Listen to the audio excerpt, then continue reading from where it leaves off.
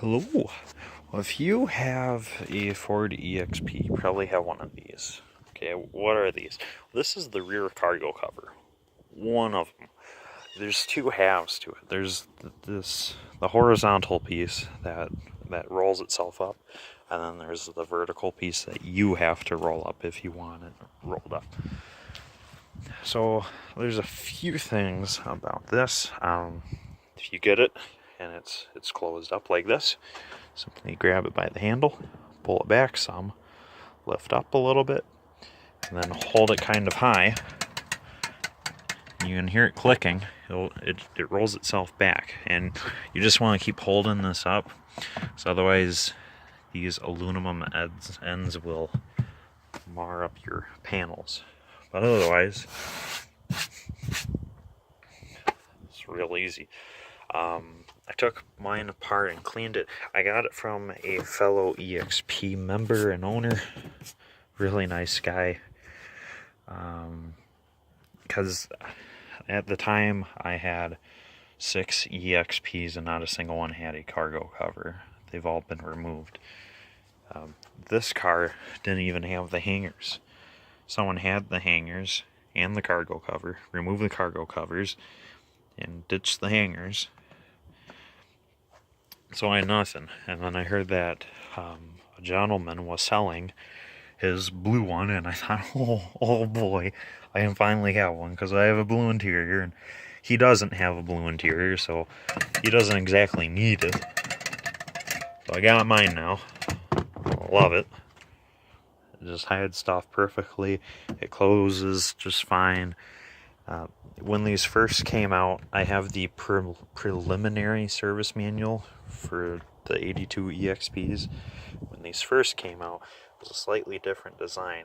These also had hooks on the top side that you could hook into the corners of your trunk lid, so you could actually have this attached to your hatch, so when you open up the hatch, the cover comes with it. That would be pretty cool on the bubble back, but a little excessive on the notch back. So, but there's not enough length for you to even try to do that. There's just enough to go a little bit past what you'll have for a interior panel. So there's that. It works well. On how to remove it, it's best if you have two people, but you can remove it by pushing these tabs in, and it's quite finicky. You have to push the tab in with one hand, and with the other hand you grab the entire assembly, this plastic cup and the rod. You have to grab them both, slide them up past this clip, and stop it, and then do the same on the other side, and then pull them both out together. Someone had really done damage on the hangers when they removed the cover out of our other EXP. If you didn't know, I have another blue 82 EXP, and that's where I got these hangers. The car had the hangers in it, but the cargo cover was long gone, and I got the cargo cover from the gentleman I mentioned earlier, but he didn't have the hangers, so fixed a whole lot of problems just by getting this. But anyways, that's how you remove it. And what had happened was someone didn't take the time to press this in all the way and work the finesse with it. So you can see that they had chipped the top of this, and they had also chipped it all the way down, because it's hard to see, but there you go. If you can see that, it's a notched block that attaches to the cup, and that notch block is rabbited, I think, rabbit, whatever the carpentry term is for cutting a notch into something. Yeah, and then it slides in and out of the channel here whenever you close that clip. Someone didn't take the time to do that. They did one side, and then they freaking yanked out the other, and then they put it back in, and they yanked out the other on the other side, so they're both goofed up. But luckily it still holds just fine, just like a new car. But you gotta be really careful removing these, otherwise you could do further damage.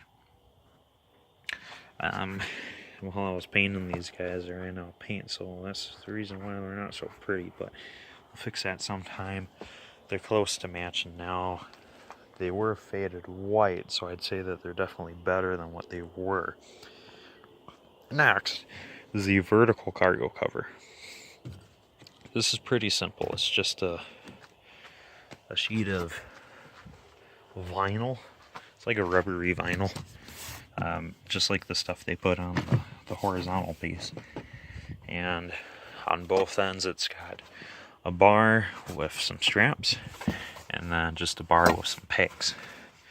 The bar with the straps have these little connectors, and they connect onto metal rivets down on the bottom of the interior plastic moldings, the giant panels.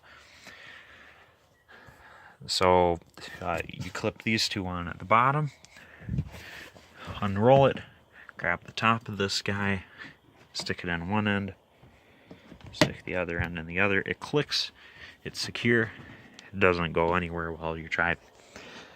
Even with the windows open, this guy doesn't make much noise. Works really well. You can see that you can still fit a lot of stuff in here. I have that beanbag in here, the giant beanbag chair, and that's not an issue. I'll roll this back off for you, the vertical piece, because for a few reasons. One, okay, you want a part number, there's your part number. And there's your warning instructions. Intended as privacy cover only. Items that are placed in this area are subject to movement. Yeah, so I wanted to mention that the aluminum bars in these guys get messed up pretty bad. I pulled both of mine out of that vertical cover and straightened them up. These horizontal ones usually don't suffer any issues because they're always kept like this or rolled up, which are both straight, even planes. So what happens on this guy is that the aluminum gets bent up because something like a bowling ball comes rolling forward when you hit the brakes, hits the bar or catches on the sheet of fabric, and then it bends the metal in 1,000 different places. And then you also have to deal with the ends of the aluminum because these straps are removable and replaceable. So there's ends on here. There's a plastic cap that goes on the end. There, that's the OEM. But mine only had that side. To get the other side, what I did was I slipped the strap over it, and I found an O-ring that fit really tight around the pipe. I haven't had a single issue with it yet. Hasn't rolled out or anything, but so far it's working wonders. And then I still haven't figured out why these are metal ends. I'm tempted to put rollers on them because they make it look like you can do that.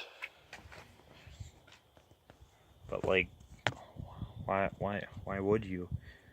Maybe so it's not rattling around, maybe? I don't know.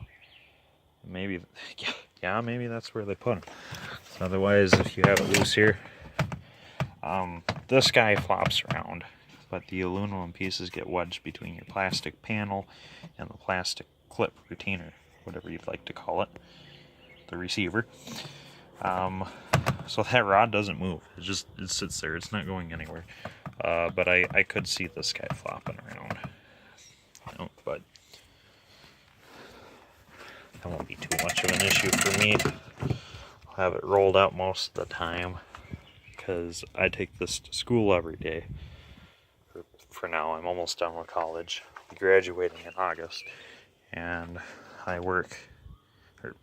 I'm studying outdoor motorsports, so I foresee a lot of engines and stuff being hauled in this back cavity, and well, people don't need to know that it's in there, so you keep it covered, keep it safe. So yeah, that's about all. We'll load all this up here, and then even with the cargo cover down, it only takes up about half of your space.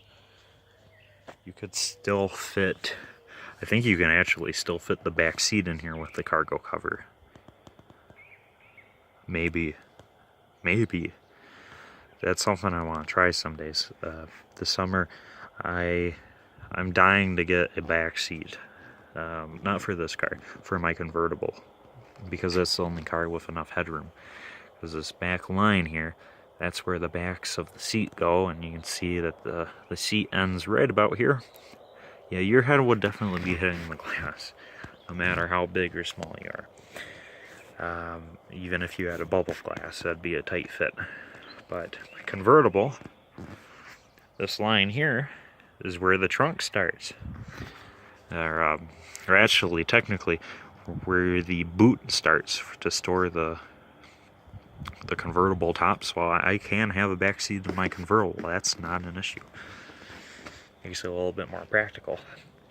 But I will test fit it in here first, probably, and see how well this cargo cover works. Because my convertible doesn't have the clips, because there's no room for the clips. But I would like to have a cargo cover in my convertible too, because like I said, the boot is about where this line is, so you can see right through underneath the trunk and in all the way into the trunk. So it's even less private than this is. This is nice because you have a glass, the car is enclosed, it's locked and stuff.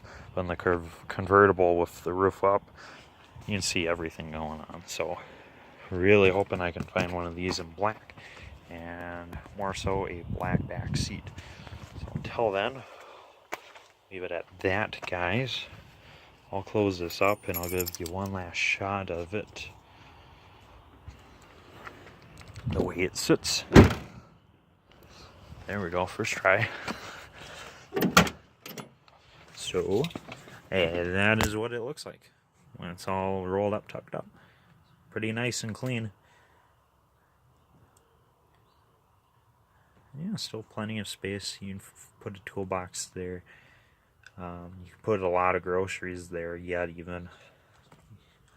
You can do a lot of things, but leave it there for now. See you guys later.